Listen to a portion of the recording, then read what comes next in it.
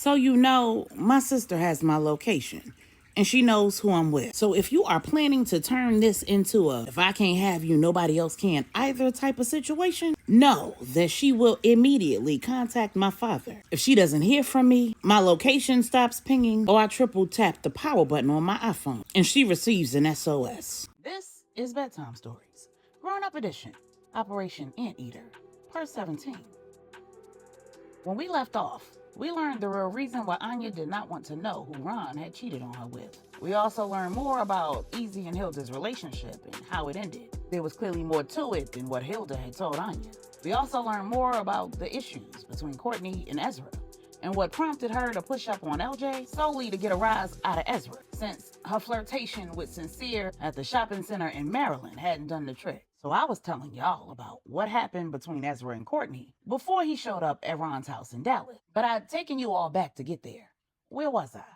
Oh, that's right. When Ezra contacted Courtney the Thursday before the roundtable convened, she'd said that she would be attending the meeting remotely, but she hadn't clarified whether she'd be doing so from Texas or parts unknown. She'd played both him and Sincere to the left, and he also had no idea that she was in town until he'd seen her at 11:30 service. Just like Sincere, he'd wanted to run up on her and snatch her. And just like Sincere, seeing her with Big Nate had given him pause, and needing to get to that meeting had kept him under control. He'd gotten Sincere back to the Lopez estate, triple-checked the connection that would be used for his virtual meeting with Suki Tanaka, and when Sincere was fully engrossed in the meeting, he sent Courtney a quick text to let her know that Sincere would be occupied, and he'd be free if she was. In response, old girl sent him a selfie.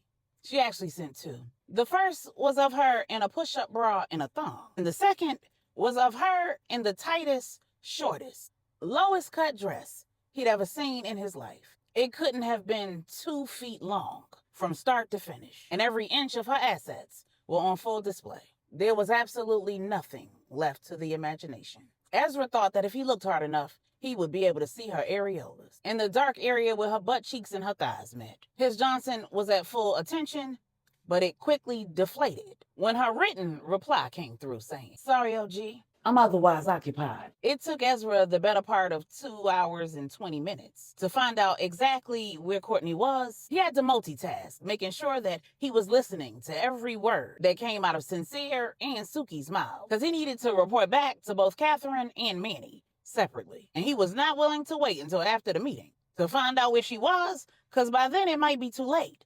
Some other man might have his hands in his cookie jar, and that he could not have. He wouldn't be able to leave, though, until the meeting ended, and Sincere was in the hands of Manny Lopez himself. Manny had invited Sincere to dinner, and Sincere wasn't stupid enough to miss it. From that dinner, Sincere would be delivered to Q, LJ, and Big Wood. So Ezra would be free to go once Sincere was delivered into Manny's hands. And when that occurred, he would be on a collision course to wherever Courtney was, because she had him effed up. No, she wasn't his woman, and he wasn't her man. But when she left for Japan 6 months earlier, they had an understanding. She could do whatever she needed with whomever she needed to, as long as it was business, and as long as she was coming back to him. Unless, of course, one of them decided that their arrangement no longer worked, in which case they would communicate and walk away amicably. But instead of doing that, Courtney was playing childish games, and Ezra was caught in a catch-22. On one hand, he'd yet to meet a woman that he could not live without, and on the other hand, he had never let a woman play him for a damn fool. So if this little thing between him and Courtney was going to end, it was absolutely going to end with a showdown. When he left the Lopez estate on his way to the Trinidadian restaurant, he didn't just know where Courtney was. He knew who she was with. And at that point, he knew for damn sure that Courtney could not be serious. But if by chance she was, he at least knew LJ well enough to know he couldn't be, because he was barely 6 months on the other side of a divorce and focused on his kids. Hell, Ezra and Courtney had been fooling around for years, and Ezra hadn't even considered the possibility of getting serious with her until that very moment. And if he'd read LJ correctly, someone like Courtney would not be who he would choose to pitch him a home run his first time back up at bat. At least not without getting to know the version of Courtney that she didn't show the world. At the same time, that girl was bad as hell. And a man fresh off the heels of a divorce would have to have ED to pass it up if she offered it. Either way, he had to get there to let her know that he was not the man to play with and stop LJ from getting past third base. Yes, over the years since his wife's death, he'd entertained a woman or 20. None quite as young as Courtney, and none who were in the business. But he hadn't taken any of them serious, especially not while his son was struggling emotionally. Courtney was the only woman who he'd been involved with for more than a few months. The only woman who always knew his itinerary. And the only one whose whereabouts he even cared to know about. The truth is, he thought he was safe. He had no plans to remarry. Having more children was definitely out of the question. And since there was absolutely no way that Big Nate would approve of him being seriously involved with his daughter, he figured one or both of them would eventually get tired and move on. But if Courtney was playing these games, then there was something else to it, and he needed to know what it was.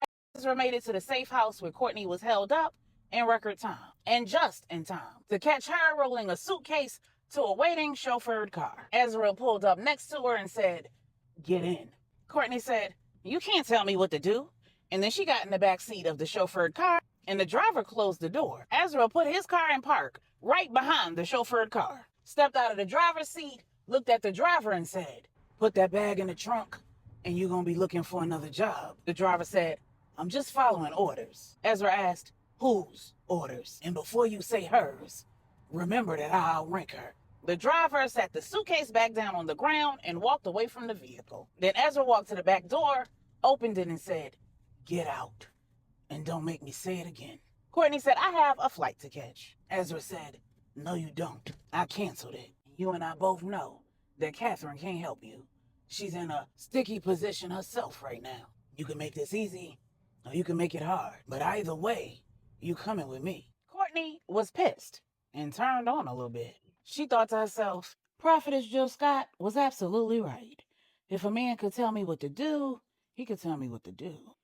But I ain't making it that easy for him. Courtney had had a conversation with her mother. She poured her heart out to her and finally admitted that she was in love with Ezra. Initially, her mother was shocked and unsupportive for all of the reasons that any other mother would have issue with their 25-year-old daughter being involved with a man Ezra's age. However, Miss Eugenia had some experience with age gap relationships because there was a little age difference between her and Big Nate. The difference was not as big as the one between Courtney and Ezra, but she couldn't help but agree when Courtney said, "Once you reach a certain age, grown is grown. If I can live on my own, pay my own bills, and do what I do for a living, I can be trusted to choose my own men." And then she ran down all of the reasons why she believed Ezra was the man for her. And when she was done, she informed her mother that marriage was never her dream. And while she understood why her parents would desire it for her, the life she'd chosen to live was not one that she believed or would want to include a husband and children. I think Natalia is you and Daddy's best bet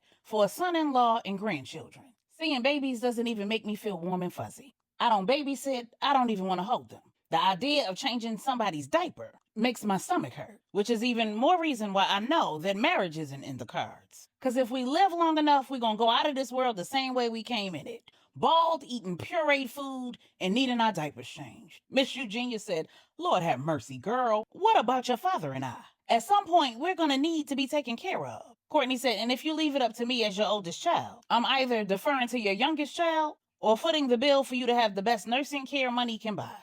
Because you can count me out. I could live without seeing either of my parents booty butt naked." When Miss Eugenia finished laughing, she said, "As funny as this all is, I am not at all surprised. I actually told your father a few years ago that I thought Natalia would beat you to the marriage punch, and that it was highly unlikely that you would be anybody's mother.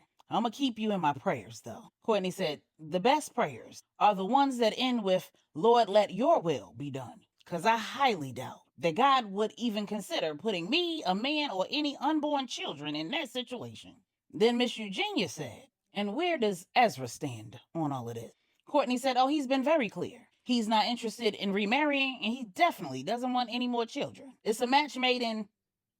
Never mind. Miss Eugenia asked, "Then what's the issue?" When Courtney was done telling her mother what the issue was, her mother said, "Typically what works with one man works with them all, baby. Sincere's been chasing you around for months, like he's a dart and you're a bullseye. You want a man to declare and decree, poop, or get off the pot?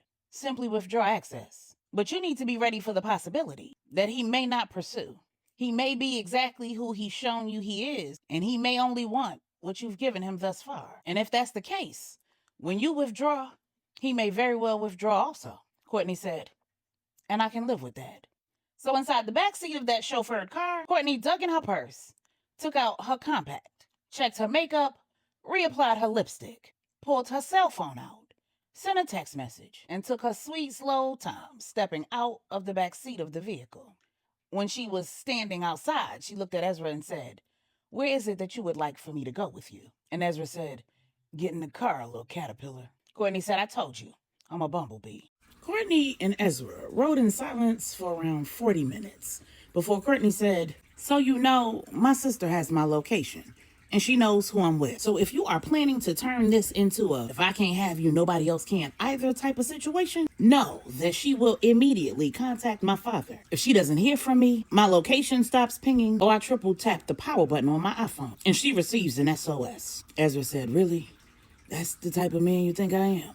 I'll give you hothead." Courtney said, "I don't know. You just commandeered my plans. Demanded that I get in your car. We've been driving for a long time and you refuse to tell me where we're going." Ezra said, "We going to my house." And Courtney didn't miss a beat. She said, "And where exactly is that?" Ezra said, "Victoria, Texas." Courtney said, "Never heard of it. You've never, ever suggested going to your house before either." Ezra said, "Desperate times call for desperate measures." Courtney said, "Oh, you desperate now? What on earth has caused you to be desperate?" Ezra said, "You playing games that I don't want to play." Courtney said, "And you've decided that the solution to me playing games is for you to kidnap me and take me to West Bubble? The situation is so serious that a safe house, a hotel, the backseat of this car is no longer good enough. This is so important that I get to go to your fabulous chateau. What did I do to deserve the honor?" Ezra said, "That's cute. And you're right. It is an honor for me to welcome you into the only home my son and I have ever shared where his mother didn't live. The only place where he and I are not reminded of her life and her loss. You will be the first woman that either of us have saw fit to bring there. I would have preferred that it be under better circumstances, but here we are." And Courtney just shut up. She'd been under the impression that when she'd put Ezra out of her room at the safe house the night before, that had been the end of their relationship. She'd told him her terms. He'd said absolutely nothing. And when she told him to leave, he didn't protest. She didn't cry herself to sleep. She just resigned herself. Her mother had told her to be prepared for the possibility that if she withdrew, he would too. She wasn't sure if she'd gone too far with the LJ stunt, or if he'd shown up at the Trinidadian restaurant because his ego was on the line. But whatever the case, he had not put up a fight the night before. Since her job at the round table was complete, her sister had been reunited with Saint, and there was nothing else keeping her in Texas, she decided to get on a plane, head back to Puerto Rico, go back to work, and lick her wounds in a place that she called home. She couldn't be mad at Ezra. She knew when they'd gotten into this that neither of them was looking for anything serious, that he believed he was too old for her, that nothing about their situation was ideal or would be likely to lead to anything permanent. She'd rolled the dice. She'd crapped out, and that was the luck of the draw. It had been fun while it lasted, and now it was done. There was no place in her mind expecting Ezra to pull up and shut her whole show down. So she decided to just be quiet, enjoy the ride and the scenery, and let him drive. Literally and figuratively. After another hour of driving, Courtney said, "Well, damn, how far is Victoria, Texas from Dallas?" And Ezra said, 4 hours and 53 minutes. But I can do it in 4. Courtney said, "This is crazy. You know that, right?" Ezra said, "Nah, you crazy." Courtney said, "So we just gonna ride in silence for another 2.5 hours?" Ezra said, "You could talk. I'll listen." Courtney said, "Oh, no, buddy. I said all I had to say last night." Ezra said, "I prefer to look you in your eyes while we talk." Courtney said, "Then pull over on the side of the road and let's get out. I'm not riding 5 hours away from Dallas, so you can tell me something I already know and don't want to hear." Ezra said, "What is it that you think I'm going to tell you?" Courtney said, "All of the reasons why we can't be in a committed relationship that isn't top secret. I've never been married. I've never buried a single person that I loved. I know that the day will come, though, and all I can do is pray that I'll be strong enough to live through it. I get that you've lived a lot more years than I have, and you've seen more than I have. And unlike me, you have buried people you love, including your wife. I can't begin to imagine what losing her broke in you, but I can imagine that a loss like that would make it rather difficult for a person to be willing to find love again. especially a man, because y'all don't do well with loss and heartbreak. And maybe I should have guessed that when my feelings changed, yours didn't. But we really don't need to ride 2.5 more hours for you to tell me all of that. Just pull the car over, and before Courtney could finish, Ezra did just that. He pulled the car over and damn near drove them into a ditch. Jumped out of the driver's side, slammed the door, ran around to the passenger side, snatched the door open, reached in, unbuckled her seatbelt, snatched her out of the car, and tongued her down. When he let her go, he said, "I'm not taking you to my house to let you down easy. I'm taking you to my house to find out what's really good with you. Is this all a game that you playing? Are you using your skills to pretend to be somebody you're not? Are you offering me something that you think I'm going to refuse so that you can get out of this? What do you want from me?" And he said, "I want you to walk away if you don't want what I want. If you don't want to tell the world that I'm your girl and you my man. If you don't want to do this with me for however long it lasts. If you're not in with both feet. If all you want is what I've already given you, then I'm done giving it." Ezra said, "I'm not going to lie to you. I'm not going to tell you that I've been harboring the same feelings." Courtney said, "Fine, then just take me back to Dallas." Ezra said, "Close your mouth and let me finish." Courtney said, "I'm not a child and I'm not your child." Ezra said, "I know that. Believe me. I don't see a child when I look at you. I see a headstrong, independent, hard-headed, bossy, young woman who's still trying to find her way. And like I said, I haven't been harboring some hidden feelings. I've simply just been enjoying the ride. I haven't even allowed myself to consider the possibility that it could be more than just a joy ride. If anything, I've been fighting to keep the main thing, to remind myself how I would feel if I had a daughter and she came home with a man 20 years her senior. I know that your father is 12 years your mother's senior, but 12 is not 20. He is still my elder, my counterpart, and well respected. You are his baby girl. He has to want more for you than an OG with a grown kid who is never getting out of the game. If you were my daughter, I'd want you with a square, married, with a house, with a white picket fence, and all the kids you could stand." Courtney said, "And that's the problem. You and my father want things for me that I do not even want for myself. But go ahead, I'm gonna let you finish." Ezra said, "I don't know how to honor my late wife and do what you asking me to do. I've never even tried to do it before. But that doesn't mean I don't want to. I've never wanted to before. I don't even fully know what it is that you want from me. But you're gonna have to tell me in order for me to figure out whether I can give it to you and how to give it to you. I personally don't think it's fair for a man like me, a man my age, a man who's seen what I've seen, done what I've done, and had the life that your parents want for you, to take you off the market in your prime and keeping you from having all that life and love has to offer, solely because I don't want to imagine what my life would be like without you. I don't have a lot of time left. I have more years behind me than in front of me. I want to spend them with you, but that would not mean marriage or babies. I hope that I haven't misled you." Courtney said, "No, you were clear that you didn't plan to remarry or have children. That was one of the things I liked about you. There is not a man alive, sir, who can keep me from God's best for me or stop me from going after whatever it is that I desire for my life. I'm not scared to be alone or to keep fishing in the pond, despite the fact that it's piss in it. I have never even considered looking for or finding a soulmate because I never expected that I would find one. And if there is such a thing, I promise you, I wouldn't let you or any other man keep me from it. I know how to walk away. I was prepared to get on a plane back to Puerto Rico and never talk to you again." Ezra said, "Then what are you looking for? Because nothing about that makes sense to me. I don't know if that's some of that young people situationship mess you talking about?" Courtney said, "No, what we've been doing these last few years is exactly that situationship mess that young people be talking about. I'm talking about being in a committed relationship where it's me and you, nobody else. We take walks in the park holding hands, go on dates, eat ice cream from the same bowl, watch the kind of movies that you watched growing up, even if they are in black and white." Ezra said, "Don't do that." Courtney chuckled and said, "Listen to the kind of music that we both like together. When we're held up in a hotel for the weekend and you're playing your jazz and your blues, there's a reason why I'm dancing and singing along. It's because that's my kind of music. I'm young, but I have an old soul. I got energy, and I'm into things that you're not into. But I can do those things with my sister or my homegirls. The things I want to do with a man, I want to do with you. When I've had a hard day, I want to share it with you. When I need the box ate, I want you to be the one eating it.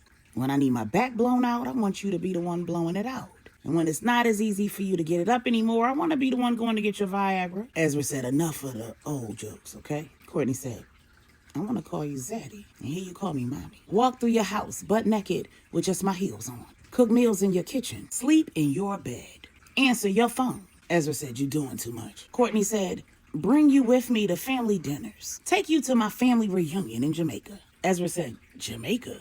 Courtney said, yes, my mother is Jamaican. I never told you that? Ezra said, it's a lot of things you never told me, and a lot of things I haven't told you. Courtney said, exactly. I want to hear all about your deceased wife. I know she was the love of your life, and there's probably no one in the world, not even me, who could ever compare. I'm not trying to replace her or her memory. I damn sure don't want to be Easy's stepmother. That nigga older than me. But I don't want you and I to be a secret from my father or from Easy. And truth be told, the longer that we take to tell him about what we got going on, the more awkward it's going to be. Because every time I see that man, he trying to holler. Ezra said, what? Courtney said, well, actually, over the last 6 or 7 months, he hasn't given me a second look. But the point is, he's going to need time to get over the fact that he's offered his father's woman several rather indecent proposals. And you need to be glad that I've turned them all down. Because I've been with a nigga and turned around and got with his daddy before. So it would not have taken much for me to get with you